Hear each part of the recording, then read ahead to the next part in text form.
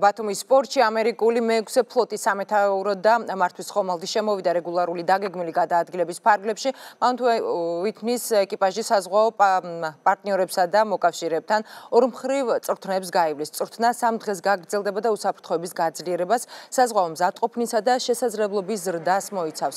ხომალდი მაუნთ ვითნი ბათუმის სპორტში უკვე მესამედ შემოვიდა ამჯერად ის შავ ზღვაში ოპერაცია ატლანტიკ რეზოლვის ფარგლებში იმყოფება. ოპერაციაში მისი მისია ევროპისა და აზიის უსაფრთხოებისთვის სრულმასშტაბიანი და ერთობლივი საზღვაო ოპერაციის წარმოება. ხომალდის ოფიციალური დახვედრის ცერემონიალს აჭარის მთავრობაც ესწრებოდა.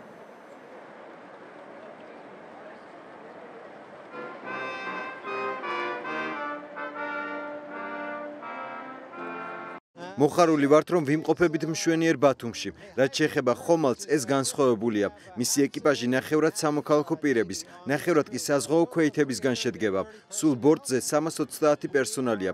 ეს არის მობილური ჯგუფი, რომელიც თანამშრომლობს პარტნიორებთან. ამ გემის ჩამოსვლა არის ამერიკის შეერთებულ შტატებსა და საქართველოს შორის პარტნიორობის მნიშვნელოვანი გამოვლინება. ალბათ იცით, რომ ეს არ არის პირველი შემთხვევა, როდესაც აღნიშნული ხომალდი საქართველოს სპორტში შემოდის. ის უკვე აქ მეოთხედ არის. ეს გემი აქ იმყოფებოდა საქართველოსთვის ძალიან მნიშვნელოვან რთულ პერიოდში 2008 წელსაც. ამერიკის შეერთებული შტატების მხრიდან საქართველოს ტერიტორიული მთლიანობისა და სუვერენიტეტის მხარდაჭერის დასადასტურებლად.